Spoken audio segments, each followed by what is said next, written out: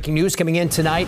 More beaches have been forced to close because of sewage overflows into the Merrimack River. This could keep swimmers out of the water during this really hot week.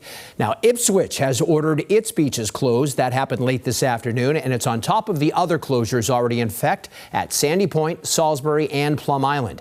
The effects of this sewage leak go beyond just the beaches, though. WBZ's Mike Sullivan is live for us in Ipswich tonight to show us how. Mike.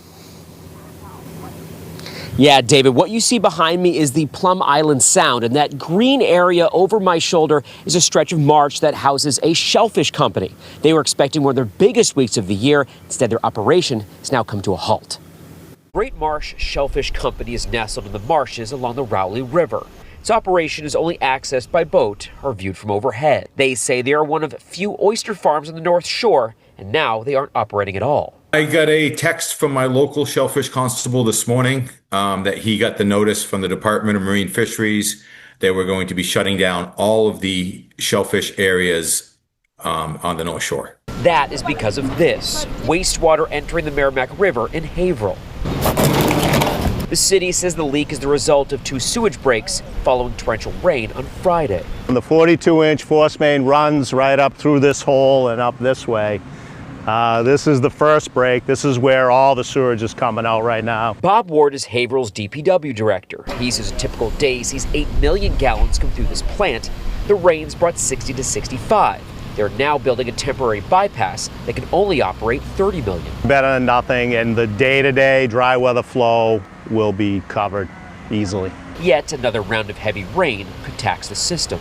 We hope to have it done by Wednesday, so we stop putting into the river, and that way people can have 4th of July downriver. Beaches near Plum Island have been shut down, and Doyle has had his production halted indefinitely. Their goal is to harvest 10,000 oysters a week, and they just planted their spring crop last week. Till this gets fixed, we don't have any revenue coming in. All revenue going out. We still have to care for the oysters, still have to maintain our crop. So it's money out and nothing coming in. Now they have people canceling orders during one of the busiest times of the year. Lucky that right now we're in a precautionary closure for my area where my farm is located. None of the sewage has come and impacted my farm directly. His hope now is that the wastewater dilutes in the Ipswich Bay and doesn't head his way.